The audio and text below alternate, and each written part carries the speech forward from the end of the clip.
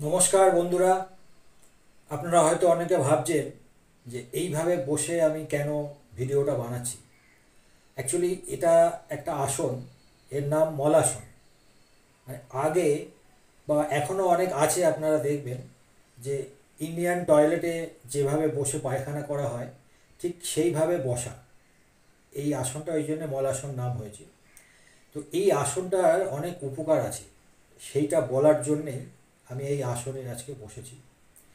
তো দেখুন, যাদের কনস্টিপেশনের সমস্যা আছে, সকালবেলা পায়খানা ক্লিয়ার হয় না, অনেকে চা খেয়ে, কফি খেয়ে, তারপরে সিগারেট জ্বালিয়ে পায়খানা যেতে হয়, তারপরেও পায়খানা ক্লিয়ার হয় না, অনেকক্ষণ পায়খানা বসে থাকতে হয়।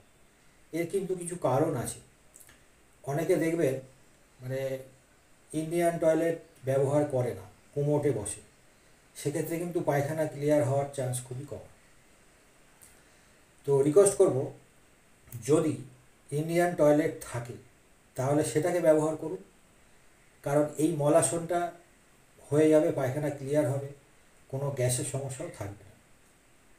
আর যদি আপনার ইন্ডিয়ান টয়লেট না থাকে তাহলে যেটা করতে হবে, সকালবেলা এইভাবে বসে আপনি এক গ্লাস হালকা গরম জল কিংবা চাও খেতে পারেন।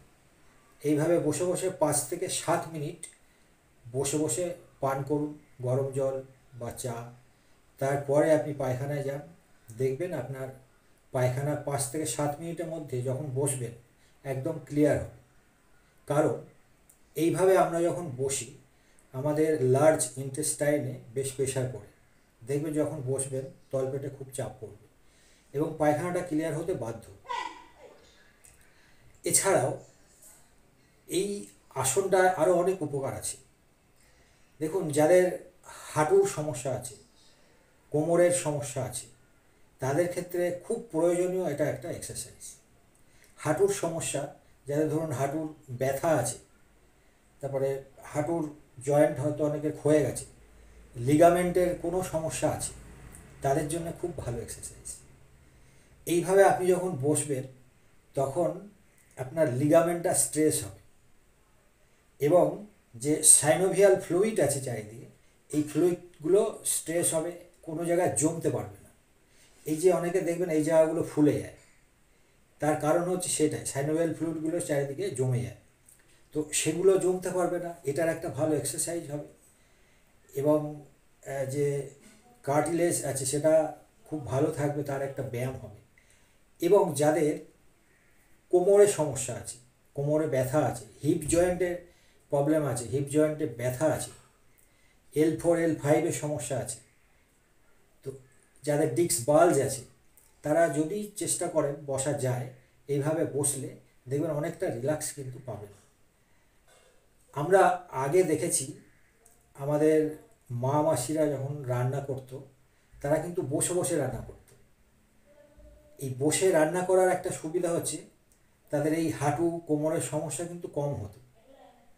এখন যেটা হয়েছে, দাঁড়িয়ে দাঁড়িয়ে রান্না করা হয়, যার জন্য দেখবেন মহিলাদের ক্ষেত্রে কোমর আর হাঁটুর সমস্যা কিন্তু অনেক বেশি।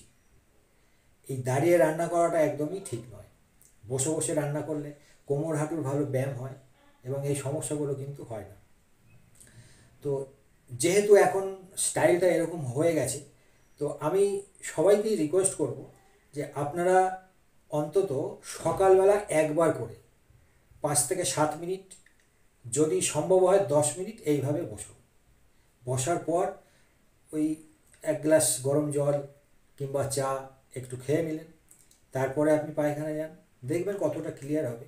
তো আমি একটু গ্যারান্টি দিয়ে বলতে পারি যে একটা দিন যদি এই ব্যায়ামটা আপনি করেন 5 থেকে 7 মিনিট, দেখবেন আপনি ব্যায়াম করার পর, এইভাবে বসার পর যখন পায়খানায় যাবেন, আপনার পায়খানাটা একদম 100% ক্লিয়ার হবে এবং আপনি নিজেকে অনেক রিল্যাক্স বোধ করবেন।